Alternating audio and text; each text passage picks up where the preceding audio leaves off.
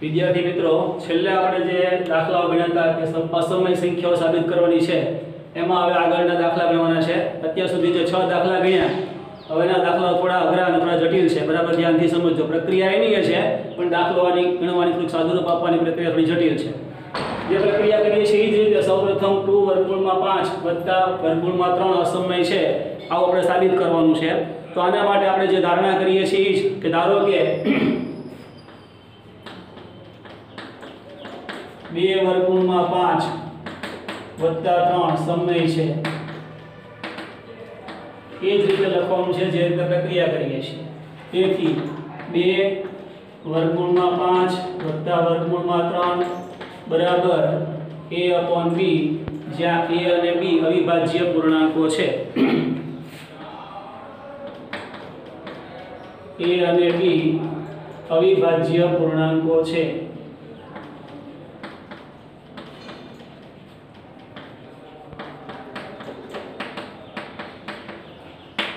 જે પ્રક્રિયા આપણે અગાઉ કરી હતી એ જ રીતે આગળ ચાલવાનું છે. સૌથી પહેલા કોઈ પણ એક સંખ્યા દૂર કરીએ તો √3 ને આ બાજુ લઈ જઈએ તો 2√5 બરાબર a/b -√3 છેદમાં a.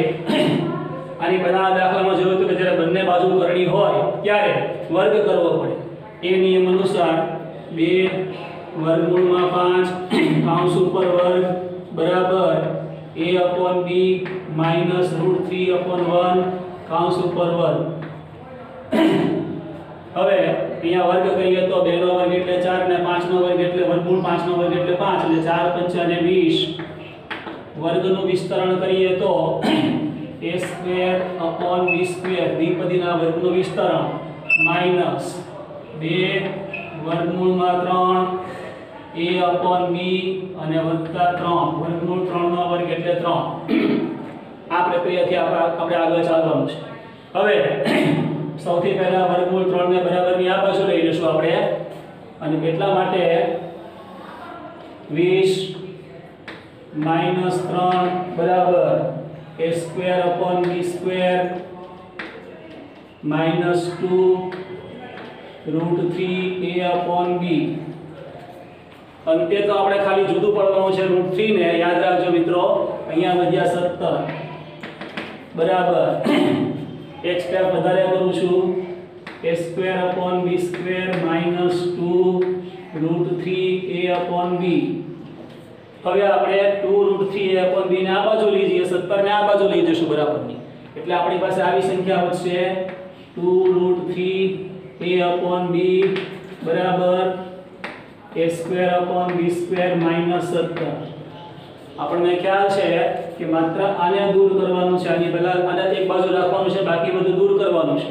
એટલે આ √3 જો અહીંયા પડ્યા રહે તો આવું થાય a²/b² -17 અને આ a/b આ બાજુ જાય અને એટલા માટે b/a થઈ જાય.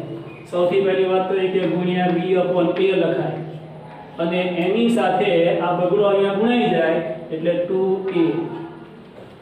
તો હવે a, b, 2 અને 17 એ બધી સંખ્યાઓ પૂર્ણાંક છે. અહીંયા જ આપણે કીધું કે a અને b અવિભાજ્ય પૂર્ણાંકો છે.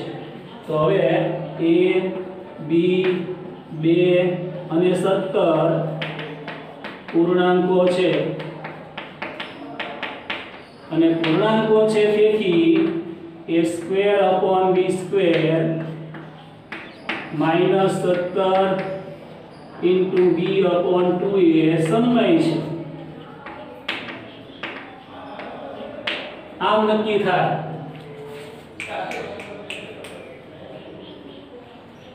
a²/b² -17 × b/a સમય છે. આમ નક્કી થાય છે. એનો મતલબ એવો થાય કે જો આ સમય હોય તો આ સંખ્યા પણ સમય થાય, અને એટલે √3 સમય છે. પરંતુ આપણે જાણીએ છીએ કે √3 સમય નથી, એ તો અસમય સંખ્યા છે. પરંતુ આપણે જાણીએ છીએ કે √3 સમય નથી. અહીંયા આપણે કીધું સમય છે. આથી વિરોધાભાસ ઊભો થાય છે. આથી વિરોધાભાસ જોવા મળે છે.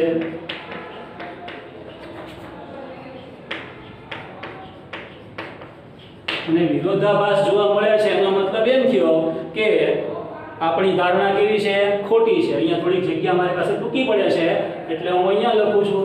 મિત્રો તમે બરાબર ધ્યાનથી સમજીને લખી લેજો. તેથી આપણી ધારણા ખોટી છે.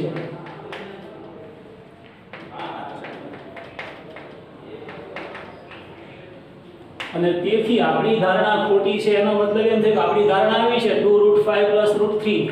સોરી અહીંયા √3 છે, ધ્યાન રાખજો. 2√5 + √3 આમ છે. તો આપણી ધારણા ખોટી છે. આપણી ધારણા ખોટી છે એટલે કે 2√5 + √3 જે આપણે સમય કીધું છે એ સમય નથી. અને તેથી 2√5 + √3 અસમય છે. પરિવાર મિત્રો બરાબર ધ્યાનથી સમજી લો. 2√5 + √3 સમય છે, આપણે અસમય છે, આપણે સાબિત કરવાનું છે. તે પ્રમાણે વાત કરીએ છીએ કે ધારો કે 2√5 + √3 સમય છે ધારણા કરી. એની બદલે આપણે અહીંયા શરૂઆતમાં રૂટ ખાલી 3 લખ્યા હતા, પણ વર્ગમૂળની નિશાની છે રકમમાં યાદ રાખજો. 2√5 + √3 બરાબર a/b, જ્યાં a અને b અવિભાજ્ય પૂર્ણાંકો છે. ત્યાર પછી જે આપણે ક્રિયા કરીએ છીએ વર્ગમૂળ 3 ને બરાબર આ બાજુ લઈ ગયા, વર્ગ કર્યો એટલે આનો વર્ગ એટલે 4, 4 × 5 = 20, a²/b², 2 ગુણ્યા પહેલું પદ ગુણ્યા બીજું પદ એટલે 2√3a/b અને વત્તા 3, વર્ગમૂળ 3 નો વર્ગ એટલે 3. 3 ને બરાબરની બીજી બાજુ લઈ ગયા એટલે 20 - 3 એટલે 17, a²/b², 2√3a/b. ત્યાર પછી આપણે આ 2√3a/b ને આ બાજુ લાવ્યા અને આ બાજુ લઈ ગયા એટલે a²/b² - 17 આમ થયું. અને પછીની વાત √3 ને આપણે જુદા પાડ્યા છે એટલે a²/b² - 17 અને આ b/2 એ આ બાજુ છે. અહીંયા a, b, 2 અને 17 આ બધું શું છે તો કે પૂર્ણાંકો છે. અને પૂર્ણાંકો છે એટલે a²/b² - 17 * b/2 એ કેવા છે તો કે સમય છે. અને એનો મતલબ એવો છે કે જો આ સમય હોય તો આ પણ સમય થાય. એટલે આપણે લખ્યું ધારો કે તેથી √3 છે એ કેવા છે, સમય છે. પણ આપણી ધારણા આથી વિરોધાભાસ જોવા મળે કે આ સમય અને આ સમય શા એટલે આ સમય છે, આથી આ વિરોધાભાસ જોવા મળે છે. આપણી ધારણા કેવી છે ભાઈ તો કે ખોટી છે. અને જો આપણી ધારણા ખોટી છે તો એનો મતલબ એવો છે કે 2√5 + √3 કેવી સંખ્યા થઈ તો કે અસમય સંખ્યા થઈ.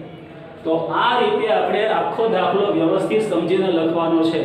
બરાબર શાંતિથી એકવાર ચકાસી લ્યો અને શાંતિથી લખો.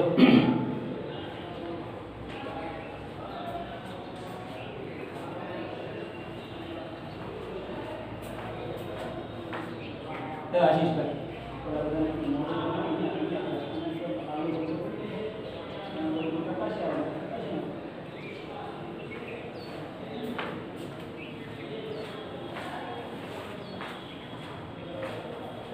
ત્યાર પછી મિત્રો હવે જે વાત છે આપણી એ સૌથી અગત્યના દાખલાઓ હવે શરૂ થાય છે. છેલ્લા બે દાખલા આપણે ગણવાના છે.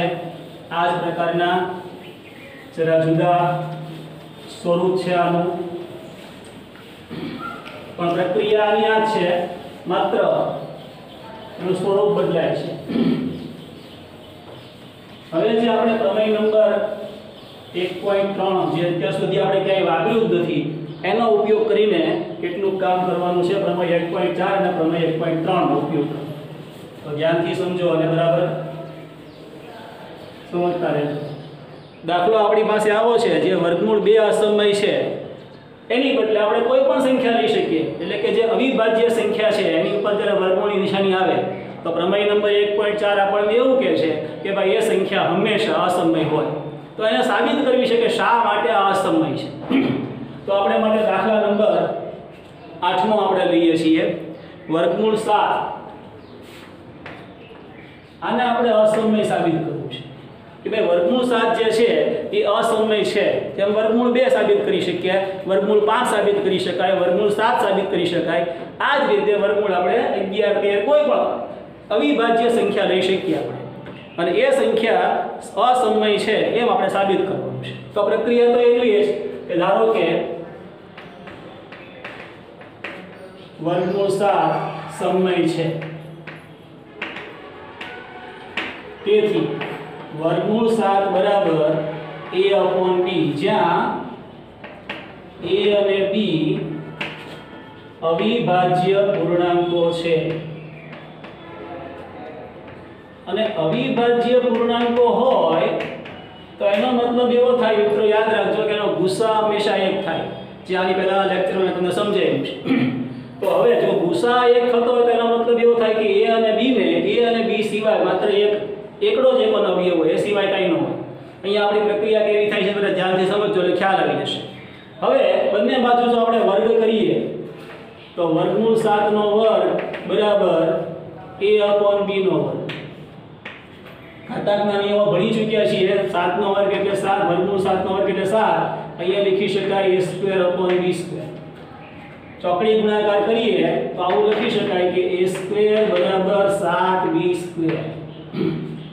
a² બરાબર 7b² લખી શકાય. એનો મતલબ એવો થયો, પહેલું લેક્ચર બીજું લેક્ચર જો યાદ કરીએ કે 7 છે એ a² નો અવયવ છે. આપણે એક સંખ્યા લખી હતી કે a બરાબર bq + r, તો b છે એ a નો અવયવ થાય. તો એ રીતે 7 એ a² નો અવયવ છે.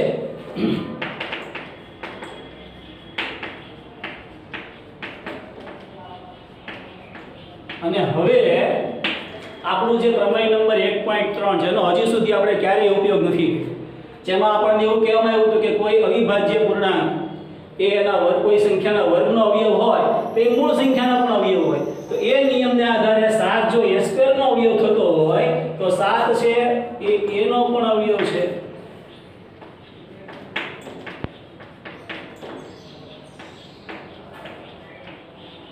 અહીંયા આપણે લખશું પ્રમેય 1.3. અત્યાર સુધી આપણે પ્રમેય 1.4 નો ઉપયોગ કર્યો છે. અહીંયા નોંધ કરશું આપણે પ્રમેય 1.3. પ્રમેય નંબર 1.3. આ પ્રમેય તમે વાંચજો એટલે ખ્યાલ આવશે ફરીવાર કે 7 છે એવી ભાજ્ય સંખ્યા છે એ કોઈ સંખ્યાના વર્ગનો અવયવ હોય તો એ મૂળ સંખ્યાનો પણ અવયવ હોય.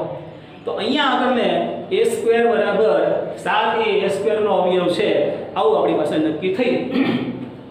આને આપણે સમીકરણ નંબર 1 કહીશું, યાદ રાખશું, આગળ ઉપર એનો ઉપયોગ કરવાનો છે એટલા માટે. હવે જો 7 એ નો અવયવ હોય તો એનો મતલબ એવો થાય કે a બરાબર 7c આવું લખી શકાય. એટલે કે a નામની કોઈ સંખ્યા છે એ આમ મળી શકે, 7 ગુણ્યા કોઈ સંખ્યા બીજી મળી શકે, જ્યાં c કોઈ પૂર્ણાંક સંખ્યા છે.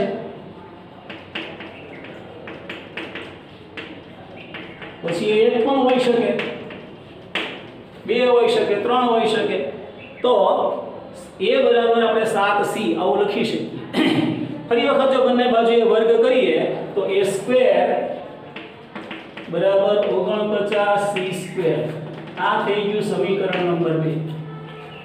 જો મિત્રો અહીંયા આપણી પાસે સમીકરણ આવું છે a² બરાબર 7b². અહીંયા આપણી પાસે સમીકરણ આવું છે a² બરાબર 49c². એનો મતલબ એવો થયો કે સમીકરણ 1 અને 2 માં ડાબી તરફ સરખી છે, બંને બાજુ a² આવે છે.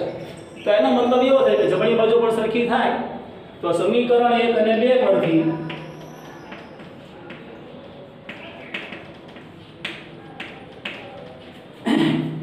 b² બરાબર 49c² આવું થશે. 7b નો વર્ગ બરાબર 49c નો વર્ગ થાય. જો આને બંને બાજુએ 7 વડે ભાગી નાખીએ તો આપણને આવી સંખ્યા મળે b² બરાબર 7c².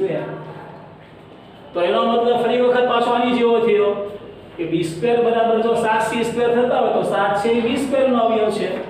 તેથી 7 એ b² નો અવયવ છે. 7 જો b² નો અવયવ હોય તો 7 એ પાછો b નો પણ અવયવ થાય. જેમ 7 એ a² નો અવયવ છે તો 7 a નો અવયવ થાય છે, એમ 7 b² નો અવયવ હોય તો તેથી 7 એ b નો અવયવ છે. પ્રમેય નંબર 1.3. આનો અર્થ એવો થયો મિત્રો કે 7 એક એવી સંખ્યા છે કે એ a નો પણ અવયવ છે અને b નો પણ અવયવ છે. હમણાં આપણે શરૂઆતમાં સમજ્યા હતા કે a અને b નો અવયવ, એક a નો અવયવ માત્ર એકડો હોય અને a હોય, b નો અવયવ માત્ર એક હોય અને b હોય, કારણ કે a અને b અવિભાજ્ય પૂર્ણાંકો છે. પણ અહીંયા તો એક સિવાયની સંખ્યા મળી 7, એટલે આપણે આમ લખી શકીએ કે a ને, આનો મતલબ એવો થાય કે આમ 7 એ અને બી સાતડો જે સંખ્યા છે એ a અને b બંનેનો અવયવ છે અને જો બંનેનો અવયવ છે તો એનો મતલબ એવો થાય કે a અને b પરસ્પર અવિભાજ્ય નથી તેથી a અને b પરસ્પર અવિભાજ્ય નથી જો a અને b પરસ્પર અવિભાજ્ય નથી તો આમ a અને b ને એક સિવાયનો કોઈ અવયવ 7 પણ મળે છે તેથી આપણી ધારણામાં વિરોધાભાસ જોવા મળે છે આમ a અને b ને એક સિવાયનો કોઈ અવયવ 7 મળે છે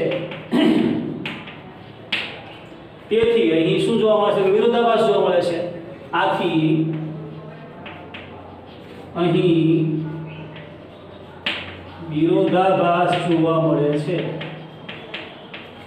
એટલે કે જે આપણે કીધું કે સમય છે એનો વિરોધાભાસ જોવા મળે છે અને આથી આપણી ધારણા છે એ કેવી છે તો કે ખોટી છે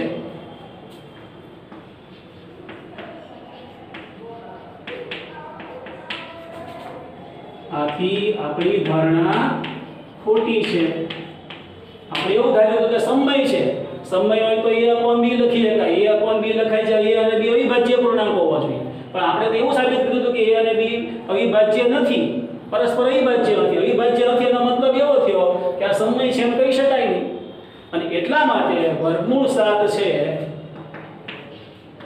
એ અસમય છે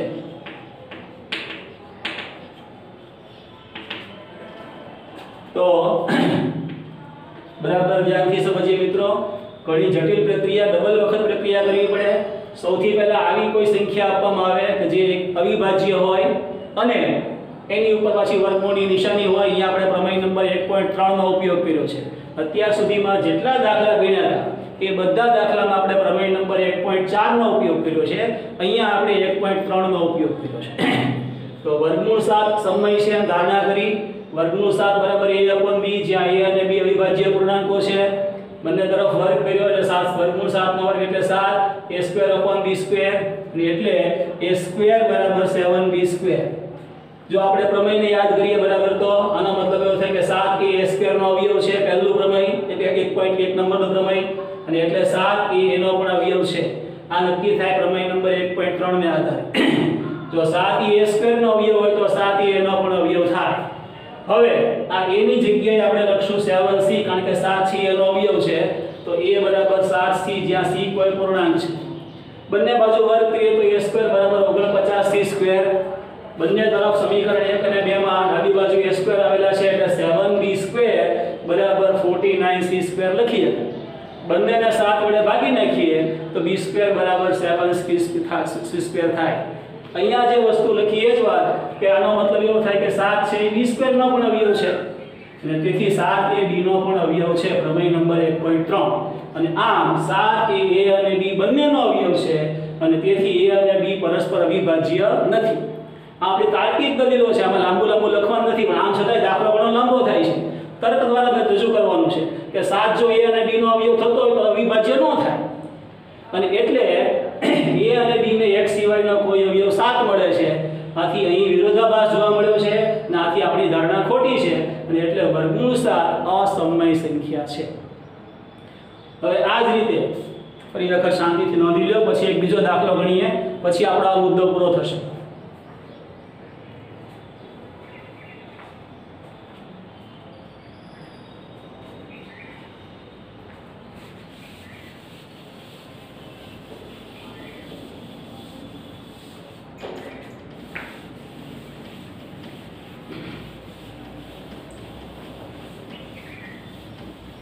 આ સૌથી જટિલ પ્રક્રિયાવાળો દાખલો છે આનાથી અઘરું કોઈ દાખલામાં આવી શકે નહીં અત્યાર સુધીમાં જે દાખલા ગણ્યા ક્રમશઃ સહેલાથી અઘરા તરફ હતા હવે પાઠ્યપુસ્તકનો જે દાખલો છે 1/√2 અસમય છે આવું આપણે સાબિત કરવાનું છે કારણ એની એ જ રાખશું કે ધારો કે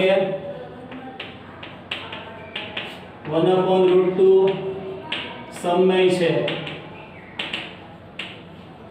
તેથી 1/√2 બરાબર a/b જ્યાં a અને b અવિભાજ્ય પૂર્ણાંકો છે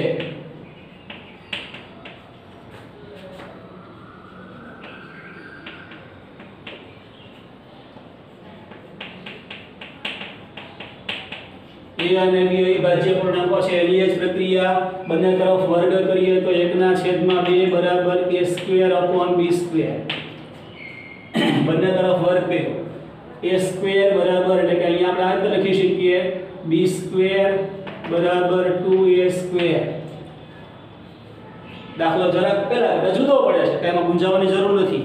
b² બરાબર 2a² લખી શકાય અને એનો મતલબ એમ થાય કે 2 એ b² નો અવયવ છે.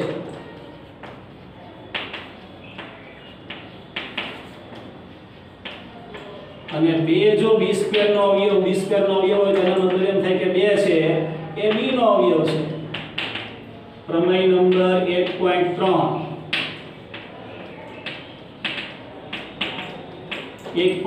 પ્રમેયના આધારે કહી શકાય કે b છે એ b² નો અવયવ છે. ફરીથી જે કામ કર્યું હતું એ જ કે ધારો કે આને આપણે કહીશું સમીકરણ નંબર 1. ધારો કે b બરાબર 2c b છે 2 છે 2 નો અવયવ છે એનો મતલબ એવો થાય કે b બરાબર 2c જ્યાં c કોઈ પૂર્ણાંક છે.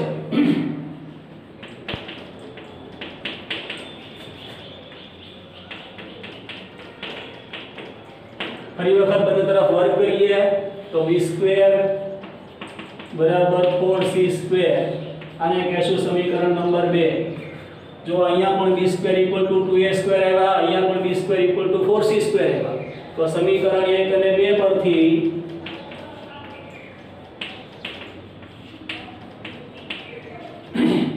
હવે આપણે એવું લખી શકાય બંનેની ડાબી તરફ સરખી છે તો 2a² = 4c².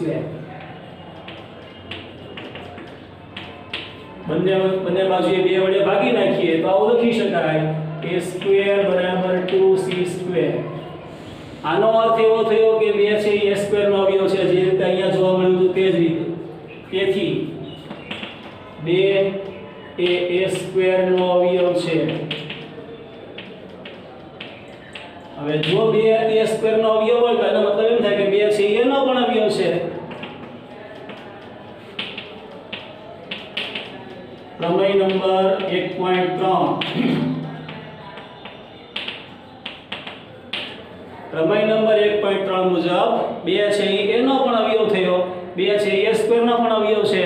હવે જે પહેલા છેલ્લા 4-5 મુદ્દા લખ્યા તે જ ફરી વખત કે a અને b અવિભાજ્ય પૂર્ણાંકો છે તો આનો અવયવ a અને 1 હોય આનો અવયવ b1 અને b હોય એની બદલે 2 એ બંનેનો અવયવ જોવા મળ્યો b નો પણ અવયવ જોવા મળ્યો અને a નો પણ અવયવ જોવા મળે છે. આ b એ a અને b બંનેનો અવયવ છે.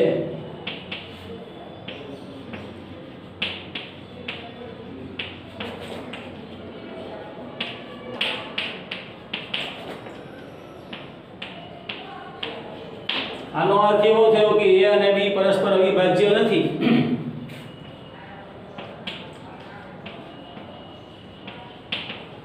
પરસ્પર અવિભાજ્ય નથી.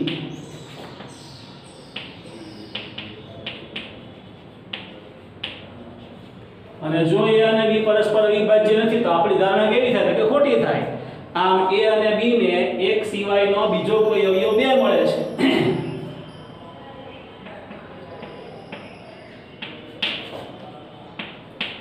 એક સિવાયનો અવયવ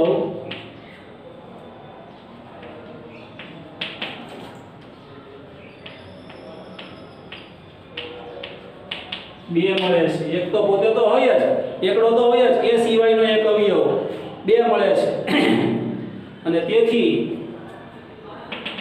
વિરોધાભાસ ઊભો થાય છે અથવા વિરોધાભાસ જોવા મળે છે. જે આપણે અહીંયા કીધું કે અવિભાજ્ય પૂર્ણાંકો છે એનો વિરોધાભાસ જોવા મળ્યો છે અને આથી આપણી ધારણા ખોટી છે.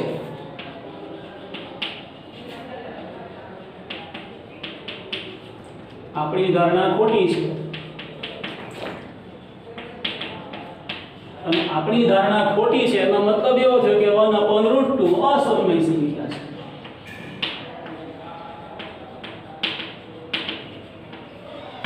આપણે કીધું તો કે સમય છે પણ ધારણા જ ખોટી સાબિત થઈ કારણ કે a અને b ને એક સિવાયનો અવયવ એક બીજો 2 મળે છે એટલે વિરોધાભાસ જોવા મળે. કે અહીંયા આપણે કીધું કે અવિભાજ્ય પૂર્ણાંકો છે a અને b એવું થતું નથી અને એટલા માટે આપણી ધારણા ખોટી છે અને આથી 1/√2 અસમય સંખ્યા છે આમ નક્કી થાય. તો મિત્રો આ દાખલાઓ ખૂબ અગત્યના હતા. આજે જે 3 દાખલા ગણ્યા છે કે જેની અંદર આપણે ઘણી બધી પ્રક્રિયા કરીને સાદુરૂપ આપવાની પ્રક્રિયા થોડી લાંબી છે, સ્ટેપ બાય સ્ટેપ કરવી પડે છે, તાર્કિક મુદ્દાઓ દ્વારા દલીલ કરવી પડે છે અને એ રીતે આપણે સાબિત કરી શકીએ. છેલ્લા 2 દાખલાઓ છે એમાં વર્ગમૂળ 7 ની બદલે વર્ગમૂળ 2 આપે, વર્ગમૂળ 5 આપે, વર્ગમૂળ 3 આપે. આવી રીતે 1/√2 આપે કે ખાલી √2/3 આપે. જે કંઈ આપે પ્રક્રિયા આની આ છે. માત્ર 2 સમીકરણો બનાવવાના છે અને બંને વખતે કહેવાનું છે કે એક બંનેનો અવયવ થાય. અવયવ દરેક વખતે બદલાતો હોય એ યાદ રાખવાનું છે. પહેલી વખત વર્ગમૂળ 7 હતો તો 7 અવયવ થયો, વર્ગમૂળ 2 હોય તો 2 અવયવ થાય, વર્ગમૂળ 3 હોય તો 3 અવયવ થાય. આવી જ રીતે વર્ગમૂળ 5 હોય તો 5 અવયવ થાય. તો આ રીતે આપણે એક ક્રમશઃ સ્ટેપ વાઇઝ લખતા જવાનું છે અને સમજતા જવાનું છે. બરાબર છે? આથી નોંધી લ્યો અને સમજી લો.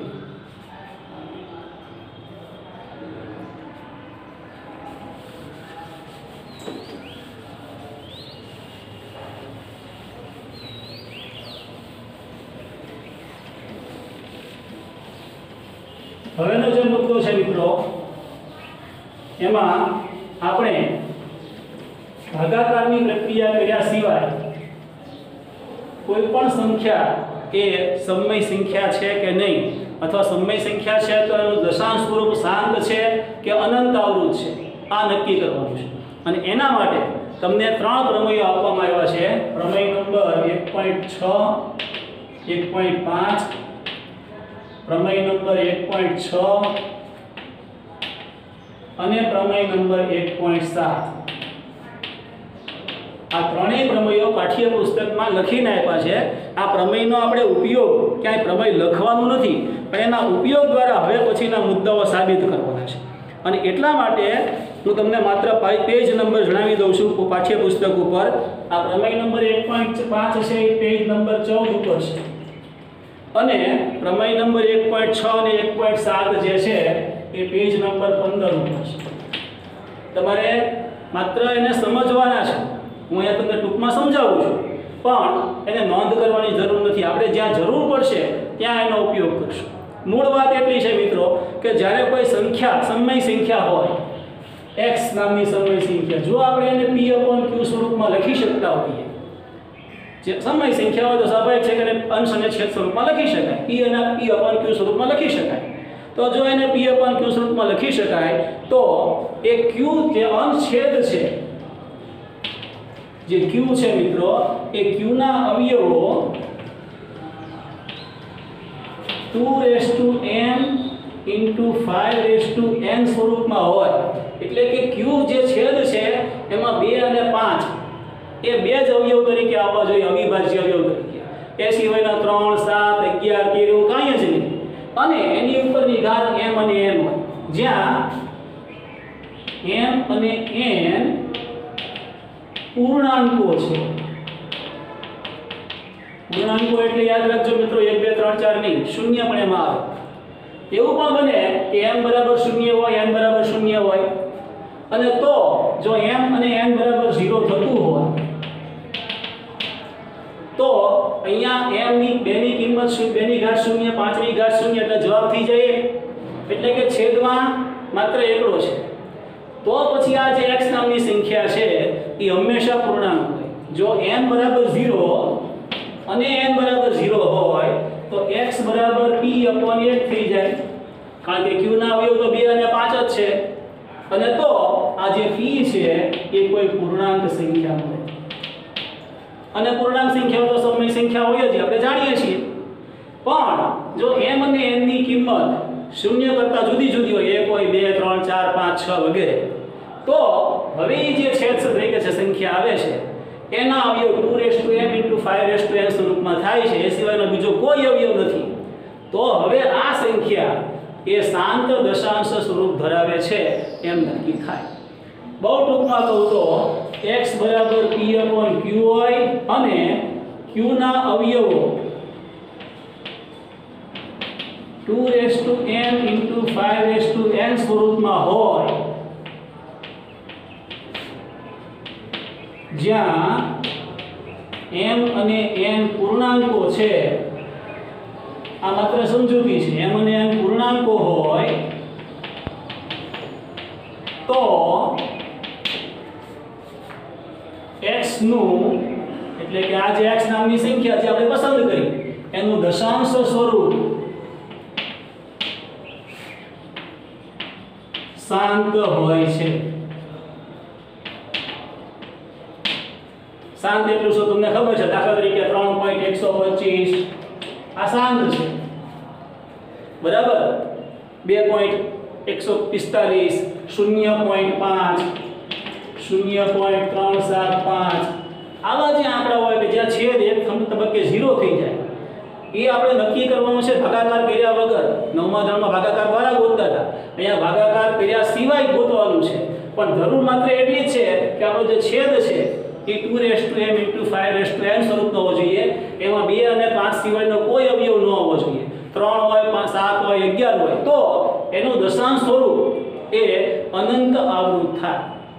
એટલે કે યાદ અહીંયા એવું રાખશું કે જ્યારે આપણને કોઈ સંખ્યા આપવામાં આવે અને એ સમય સંખ્યા શાંત છે કે અનંત આવૃત છે નક્કી કરવાનું થાય ત્યારે એના છેદના અવયવો પાડવાના. જો એ અવયવ 2m into 5n સ્વરૂપના હોય તો એનું દશાંશ સ્વરૂપ શાંત હોય. એમાં 2 અને 5 સિવાયનો અન્ય કોઈ અવયવ આવતો હોય, અવિભાજ્ય અવયવ, તો કહેવાનું કે આનું દશાંશ સ્વરૂપ છે અનંત આવૃત છે. દાખલાઓ ગણશે ખબર પડશે. ત્રણેય પ્રમેયની મુખ્ય વાત એટલી જ છે. એમાં મૂળ વાત કે જો m બરાબર 0 અને n બરાબર 0 હોય તો આ છેદ છે એ એમાં 1 થઈ જાય અને છેદ 1 થાય એટલે x બરાબર p થાય એટલે p એટલે પૂર્ણાંક. તો આ ત્રણેય પ્રમેયો માત્ર સમજવાના છે, નોંધવાની જરૂર નથી. જરૂર જણાય તો નોંધી નાખો બાકી નોટમાં, એમાં કોઈ વાંધો નથી. હવે આ પછીના લેક્ચરમાં જે દાખલાઓ ગણશું આપણે એમાં આપણને જે સમય સંખ્યા આપેલી હશે એને આપણું દશાંશ સ્વરૂપ છે એ શાંત સ્વરૂપમાં છે કે અનંત આવૃત સ્વરૂપમાં છે એ આપણે નક્કી કરશું અને દાખલાઓ કઈ રીતે ગણાય તે જોઈશું.